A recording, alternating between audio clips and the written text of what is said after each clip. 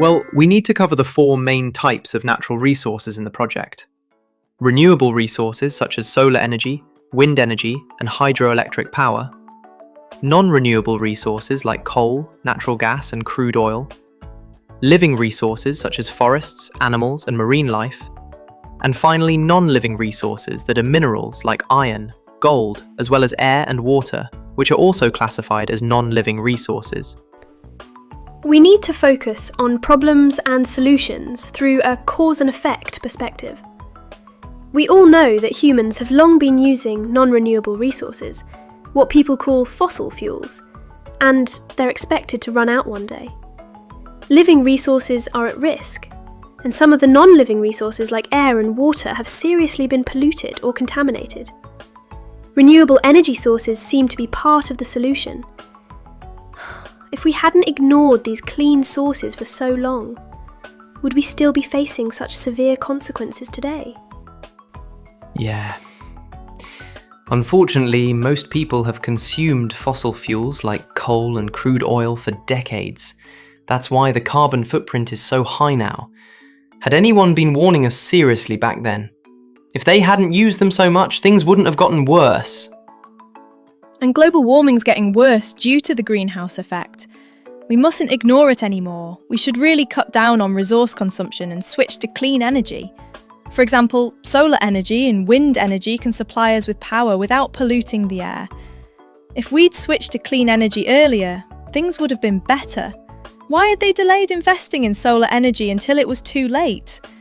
I can't help thinking about this. We need to develop new systems based on serious analysis. That's what we exactly need urgently. We needn't blame people for consuming fossil fuels. Remember what Zena told us the other day? They hadn't realised how harmful their choices were. If they'd known about the harmful effects, they would have been more careful. Therefore, the question should be, what would they have done if someone had told them about the harmful effects of their choices? I read that people had been overusing non-renewable resources by the early 2000s, and when the truth was realised, they'd already caused a lot of environmental damage. They hadn't even known such a problem would exist. They could never have expected such damage either. Also, remember that it was Generation Y that realised and warned of the danger. Absolutely! By the time the reality was noticed, few had been worried about habitats, biodiversity, shortage of food and water. Similarly, before the effects became visible, few had known of the importance of efforts for conservation, protection, recycling, sustainability in everyday life. Most people hadn't even known about the reasons for pollution, deforestation and erosion. Had they not seen the warning signs, or had they simply ignored them? People are still learning about how marine life and the atmosphere become dirty with contaminants and pollutants, the effects of emission from cars, waste from factories, and the destruction of rainforests on the planet. Let's put a drop in the ocean. Even small actions matter. Now's the time to start and stop feeling anxious. We can be part of some excellent and exciting developments.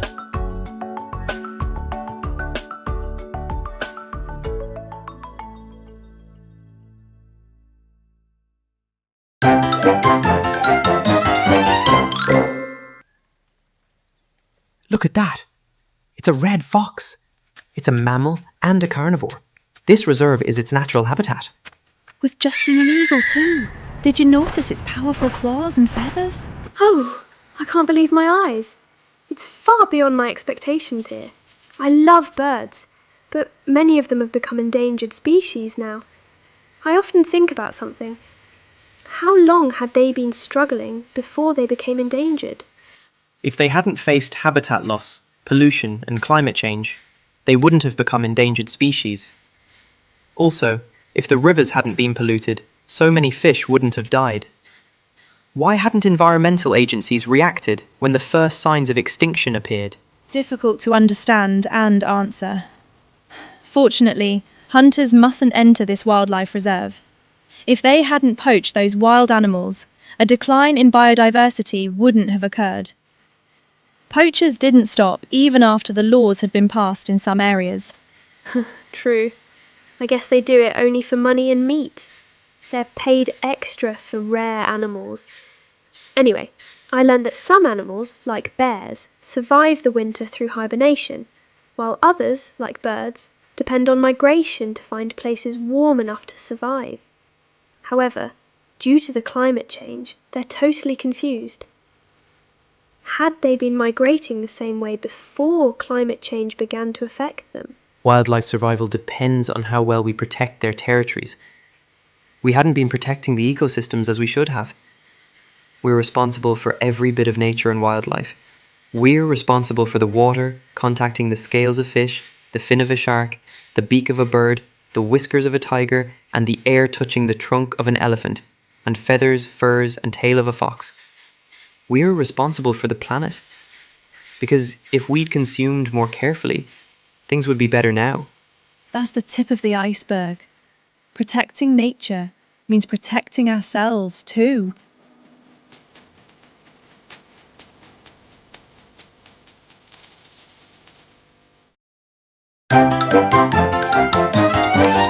We should create posters about recycling, conservation, and waste reduction. Good idea. If people had reused materials more often, we wouldn't have had so much rubbish. Hadn't they been informed about the benefits of recycling years ago? We need to draw attention to eco-friendly practices. Many people hadn't even been sorting their waste correctly. What about a section on wildlife preservation? We can talk about how to protect animals and preserve their homes, habitats. Why hadn't we started teaching children about this earlier? And we should mention energy efficiency, as some people still waste electricity irresponsibly.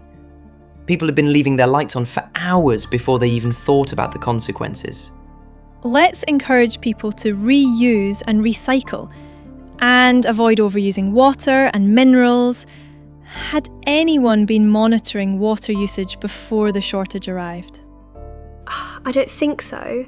If we'd taken action earlier, we would have avoided so much damage to our planet. We hadn't realised how urgent the problem had become. We mustn't forget to mention greenhouse gases and how they affect climate change.